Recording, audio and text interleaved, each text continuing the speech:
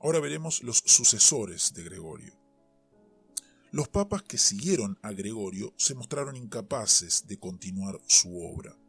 Su sucesor inmediato, Sabiniano, creyó prudente vender a buen precio el trigo que Gregorio había repartido gratuitamente.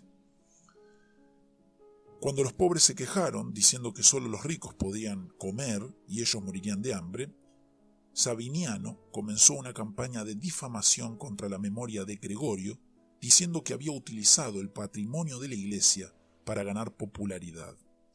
Como reacción, se desató una campaña pública contra el Papa reinante. Pedro el Diácono, fiel administrador de Gregorio, declaró que en vida del difunto Papa había visto al Espíritu Santo en forma de paloma, susurrándole al oído. A partir de entonces, buena parte de la iconografía cristiana ha representado a Gregorio con una paloma sobre el hombro. Cuando Sabiniano murió, antes de los 2 años de pontificado, se dijo que Gregorio se le había aparecido 3 veces sin que el Papa avaro le hiciera caso, y que a la 4ª aparición el espíritu de Gregorio se enfureció de tal modo que mató a Sabiniano de un golpe en la cabeza. El próximo Papa, Bonifacio III, logró que el emperador Focas le concediera el título de obispo universal, que Gregorio había rechazado. Posteriormente, otros papas han citado este precedente para indicar que aún la Iglesia bizantina llegó a reconocer la primicia de Roma. Pero el hecho es que el emperador Focas, quien le dio este título a Bonifacio, era un usurpador, y que la única razón por la que honró de ese modo al Papa era que estaba enojado con el patriarca de Constantinopla, que por algún tiempo se había llamado obispo universal. En todo caso, el papado de Bonifacio III no duró 1 año, y a la muerte del emperador Focas, el patriarca de Constantinopla volvió a tomar el codiciado título. Del 607 al 625 hubo una sucesión de 3 papas que lograron restaurar algo del lustre que el papado había perdido: Bonifacio IV, Deodato y Bonifacio V. Estos pontífices volvieron a la vida austera que Gregorio había llevado, y en medio de las vicisitudes de la época pudieron lograr algunas reformas en la disciplina eclesiástica y organizar la iglesia inglesa según los patrones romanos. Durante el próximo papado, sin embargo, comenzaron a verse las funestas consecuencias de la relación estrecha que existía entre Roma y Constantinopla. Como hemos visto en la sección anterior, desde tiempos de Juan Crisóstomo, los emperadores de Constantinopla se habían acostumbrado a tener la última palabra en cuestiones eclesiásticas. La situación en el occidente, donde a menudo no había un poder civil efectivo, era muy distinta. Pero en el siglo VII, puesto que no había emperador en el occidente e Italia estaba dentro de la esfera de influencia de Constantinopla, los emperadores orientales trataron de imponer su voluntad sobre los papas de igual modo que lo habían hecho con los patriarcas de Constantinopla. El papa Honorio, sucesor de Bonifacio V, tuvo que enfrentarse a la cuestión del monotelismo, doctrina que discutiremos próximamente, y que era apoyada por el emperador Heraclio. Presionado por el emperador, el papa se declaró monotelita. Cuando, tras largas controversias, la cuestión se resolvió en el Concilio de Constantinopla en el año 680, el Papa Honorio, que había muerto 42 años antes, fue declarado hereje. En el entretanto, los sucesores de Honorio se habían mostrado más firmes frente a la doctrina monotelita y a las pretensiones imperiales. Pero tuvieron que pagar esa firmeza a buen precio. Durante el papado de Severino, en el 640, el exarca de Ravenna, quien era el principal representante imperial en Italia, tomó a Roma y se posesionó de los tesoros de la Iglesia. Una parte del botín fue enviada a Constantinopla y los clérigos que protestaron fueron exiliados. Poco después, el Papa Martín sufrió consecuencias semejantes. Reinaba a la sazón en Constantinopla Constante II, quien trató de terminar el asunto y sencillamente prohibió todo debate acerca de él.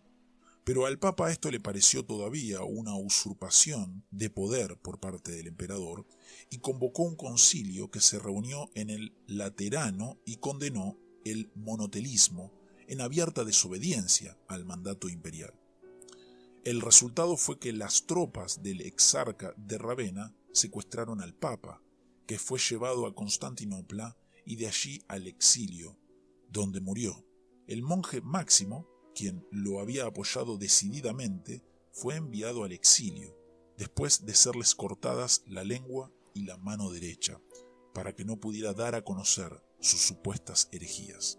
Tras tales muestras del poder imperial, los sucesores de Martín obedecieron el mandato de Constante y guardaron silencio acerca del monotelismo.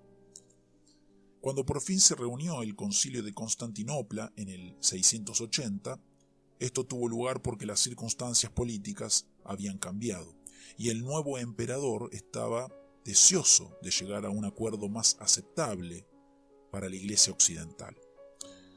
Siguió entonces un periodo de paz entre Roma y Constantinopla, durante el cual la primera se sometió a la segunda, al parecer sin protesta alguna.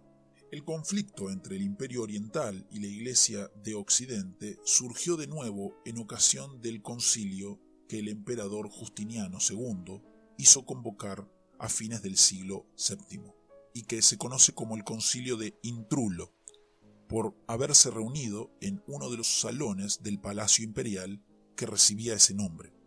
Entre otras cosas, se trató en él acerca del matrimonio de los clérigos.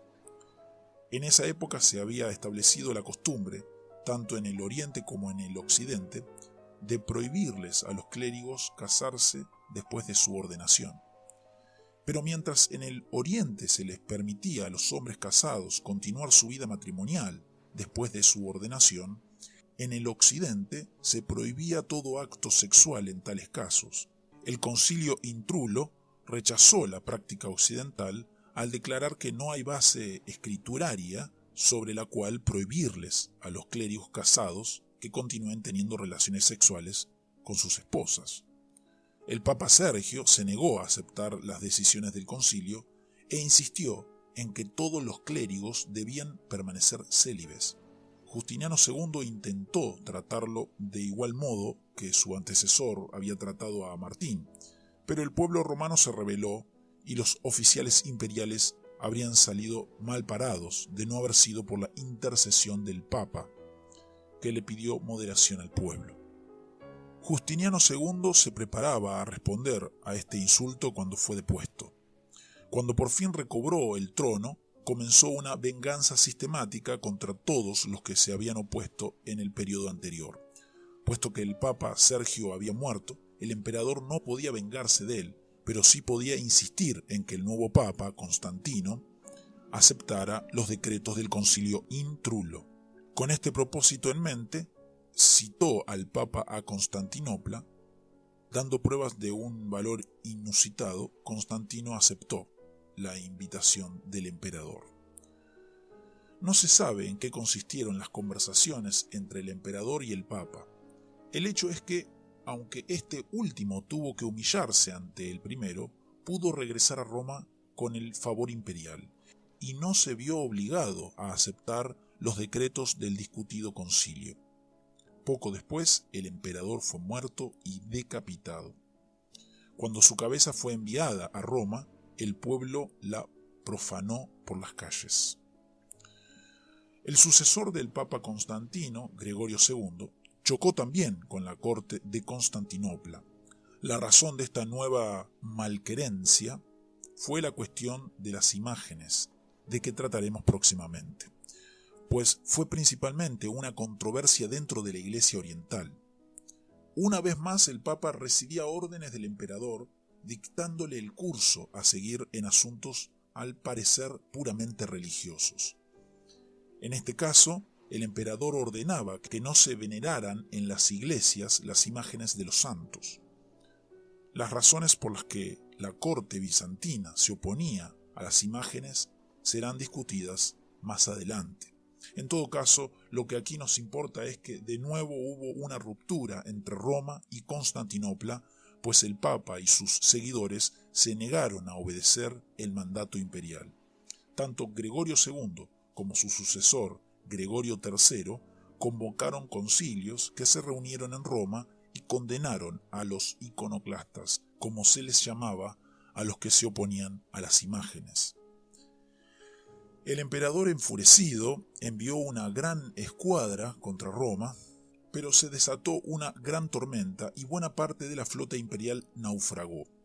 Poco antes, los musulmanes, de cuyas conquistas trataremos más adelante, habían tomado varias de las provincias más ricas del imperio y se habían posesionado también de toda la costa del sur del Mediterráneo. Todos estos desastres señalaron el fin de la influencia de Constantinopla sobre el Mediterráneo occidental. En lo que se refiere al papado, este cambio de circunstancias puede verse en el hecho de que hasta Gregorio III la elección de un nuevo papa no se consideraba válida mientras no fuese ratificada por el emperador o por su representante en Ravenna. Después de Gregorio, no se buscó ya esa ratificación. Esta nueva situación necesitó un cambio radical en la política internacional de los papas. Tras la destrucción de la flota bizantina, al mismo tiempo que el Papa se sintió aliviado por la desaparición de esa amenaza, también se vio agobiado por el creciente poder de los lombardos, que por varias generaciones habían estado tratando de hacerse dueños absolutos de toda Italia. Las tropas imperiales habían sido el principal obstáculo frente a las ambiciones de los lombardos. Ahora que faltaban esas tropas, ¿qué podía hacer el Papa para impedir que sus antiguos enemigos se posesionaran de Roma? La respuesta estaba clara. Más allá de los Alpes, los francos se habían convertido en una gran potencia. Poco antes su jefe, Carlos Martel, había detenido el avance de los musulmanes al derrotarlos en la batalla de Tours o Poitiers. ¿Por qué no pedirle entonces a quien había salvado a Europa del Islam que salvara ahora a Roma de los lombardos? Tal fue la petición que Carlos Martel recibió del Papa, junto a la promesa de nombrarlo cónsul de los romanos. Aunque es imposible saber a ciencia cierta si Gregorio se percataba de la magnitud del paso que estaba dando, el hecho es que en aquella carta del Papa al mayordomo de palacio de los francos se estaban estableciendo varios precedentes. El Papa se dirigía a Carlos Martel ofreciéndole honores que tradicionalmente solo el emperador o el Senado romano podían otorgar, y lo hacía sin consultar a Constantinopla. Gregorio actuaba más bien como estadista autónomo que como súbdito del imperio o como jefe espiritual. Por otra parte, con estas gestiones de Gregorio ante Carlos Martel se daban los primeros pasos hacia el surgimiento de la Europa occidental, unida, en teoría al menos, bajo un papa y un emperador. En esto estaban las cosas cuando murieron Gregorio y Carlos Martel. Luitprando, el rey de los lombardos, se había abstenido de atacar los territorios romanos, quizás porque sabía de las negociaciones que estaban teniendo lugar con los francos y no quería provocar la enemistad de tan poderosos vecinos. Pero a la muerte de Carlos Martel, su poder quedó dividido entre sus dos hijos y Luitprando comenzó a avanzar de nuevo contra Roma y Ravenna. El nuevo papa, Zacarías, no tenía otro recurso que el prestigio de su oficio. Al igual que León ante el avance de Atila, Zacarías se dispuso ahora a enfrentarse a Luitprando cara a cara. La entrevista tuvo lugar en la iglesia de San Valentín, en Terni, y Luitprando le devolvió al Papa todos los territorios recientemente conquistados, además de varias plazas que los lombardos habían poseído por 3 décadas. Zacarías regresó a Roma en medio de las aclamaciones del pueblo, que lo siguió en una procesión de acción de gracias hasta la Basílica de San Pedro. Cuando Luitprando atacó a Ravenna, Zacarías se entrevistó de nuevo con él y otra vez logró una paz ventajosa.